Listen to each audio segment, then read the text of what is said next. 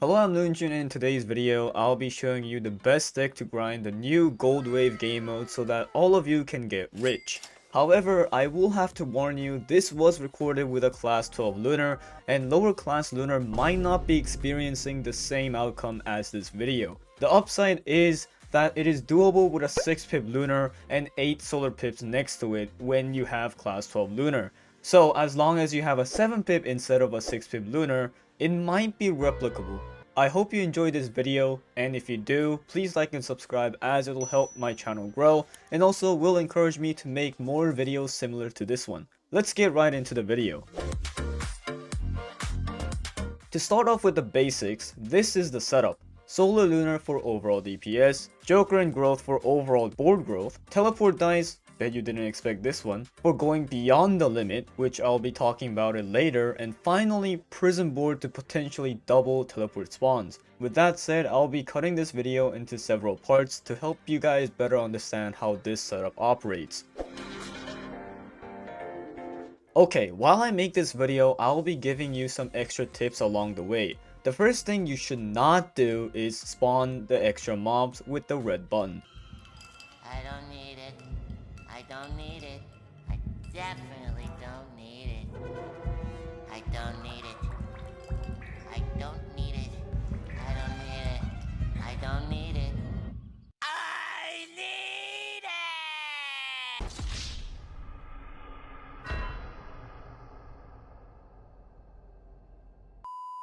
Mainly because it might overwhelm you and potentially kill you right from the beginning. But there is a way bigger danger than simply dying fast. If you spawn and manage to kill the mobs, the boss spawn progression will increase drastically, giving you unfavorable results such as a Leon boss spawning when you're about to die. With that being said, what you should be going for is solar activation. Solar is now a little bit more tricky to use, especially in the early game, since you cannot activate solar with one solar dice. The minimum required is 3 now. This means if you don't get 3 immediately, you will suffer. So I tested a few methods, and the best one by far was to use the solar trait. Unfortunately though, not many people might have this trait and thus will have to resort to the other method of keeping jokers. Basically, if you get a solar activation, you can use the red button to spawn more mobs, and then you can progress from there. But just because you have solar activated doesn't mean you should always press the red button, since bosses will certainly ruin your day. So what I like to do is to spawn a bunch when I get my solar activated first, and then completely stop spawning until I have a small setup before resuming the process again. This way you can ensure that you will be safe if a random boss spawns out of nowhere. Mid-game is also very important since this is the phase where you actually get your DPS up and running. If you can play Solar Lunar well, then this shouldn't be a big problem. However, if you're bad or just rusty like I am, you will have to get some good RNG to hopefully get an early high pip Lunar. Once again, Solar Trait comes in handy in this situation because then I can resolve the issue of Solar deactivating and focus mainly on board progression. There really is no tip here, just try to put as many Solars next to the highest Lunar pip. And please growth chain, as it will help you drastically reach your goal of 7 pip Lunar. I can beat this with only a 5 pip Lunar and a bunch of Solars next to it, but without class 12 Lunar privilege, it's probably best to get a 7 pip Lunar instead. Now this is a phase what I like to call Hell phase. Maybe I'm just unlucky, but I generally am bad with teleport. My skill level with teleport is clumsy at best because I never really used teleport before, but sometimes I also get bad RNG. This game in the background actually was pretty good as I got a pretty nice setup with teleports, but usually it isn't this great. In this phase, you pretty much fill your board with teleports so that you can use them for Gold Wave. This is another reason why I love the solar trait for this game mode. I can just get 2 solars like in this gameplay with a small looter setup and focus the rest of the board, which is mostly empty for teleports. Also make sure to level up your teleports so that it can suck more on the mobs.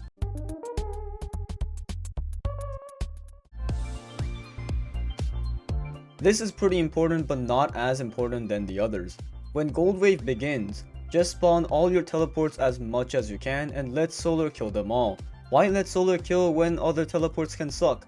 If you let teleport dice suck on the mobs, you will get no credit for that mob, meaning you are wasting mobs and also wasting points. So make sure to keep them away from your lunars as much as possible, and definitely try to merge them all.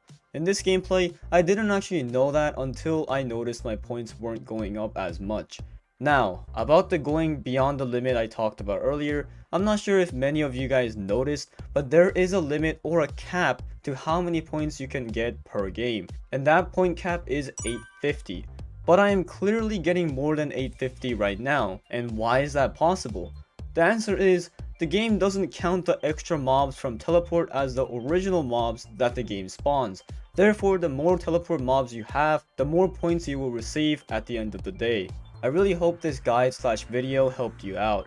I was originally going to make a live reaction style video, but I thought this would be way helpful than the other idea. I will leave the full gameplay at the end of the video so that you can experience and watch it with full speed. Thank you for watching once again, and I hope to see you next time in another video.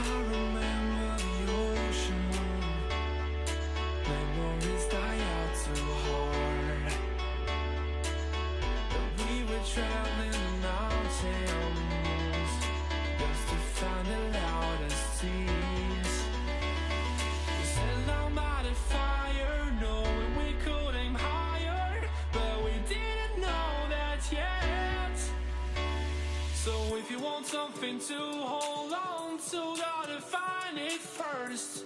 But here I am, 'cause I've been laying